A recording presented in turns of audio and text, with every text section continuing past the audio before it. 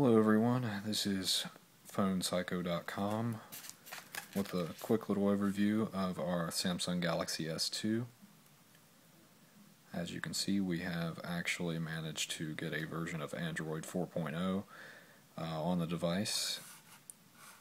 It's actually a MIUI ROM that has been ported with 4.0 software. But with the correct theme and some tweaks, you can actually get it to basically be your own little version of Ice Cream Sandwich on your Samsung Galaxy S2.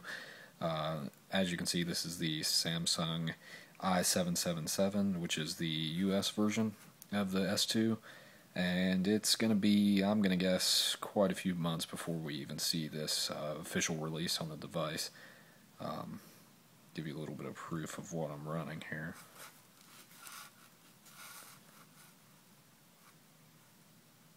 Go into About Phone.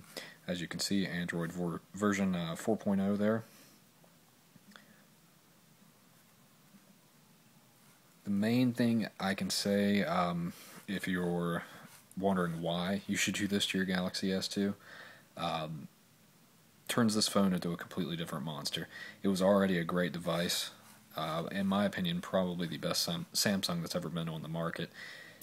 It's definitely the fastest phone that I've ever owned, but once the 4.0 framework got ported onto there, it's actually amazingly fast. As you can see here, what I'm running at right now is a stable 1672 megahertz overclock. I've been running at this for hours now with absolutely no issues. The 4.0 software makes it so much faster over stock.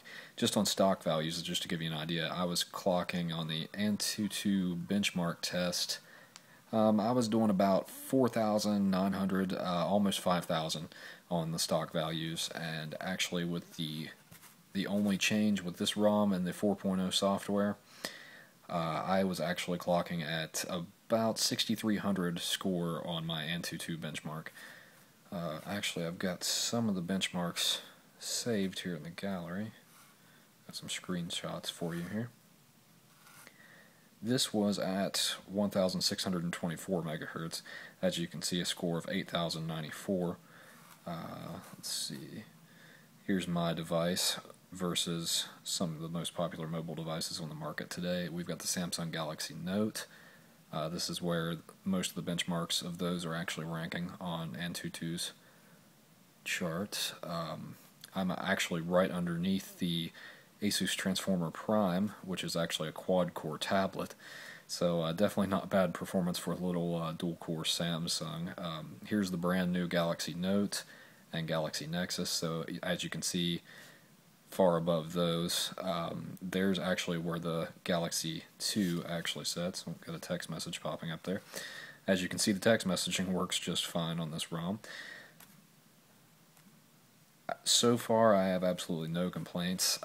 Battery life is not bad at all. Now, of course, if you're running overclocked all the time, you're going to see, a little bit of battery life lost, but definitely not as much as I lost with the gingerbread ROMs. Big difference on this phone. I couldn't be any happier, and I definitely recommend anyone that owns this model phone doing this to their device.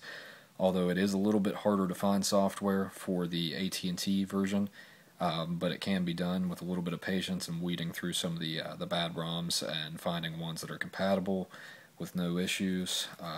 This one has been the most stable one I've come across. I haven't had one single issue since it's been installed. Let's see here. I know some of you guys out there like to use Quadrant more for your results. As you can see, my Quadrant score at just 1.6 gigahertz on-demand setting is right around 6340, so definitely not bad on that either. I actually prefer AT&T because it gives you a little bit more accurate devices, a little bit more in-depth benchmarking, and actually compares you to thousands upon thousands of other current mobile devices around the world.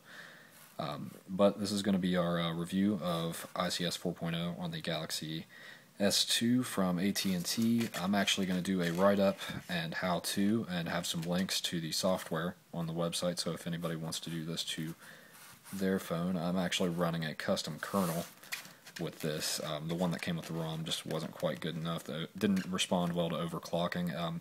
You could do about 1.6, but you got some crashing at 1.6, so on the kernel that comes with this ROM, about 1.4 is going to be your limit. But I will post some videos on that later, and a couple of written reviews along with how-tos on to actually get this done and port it onto your device. So if you have any questions, feel free to comment and have fun with your 4.0 software on your Galaxy S2s.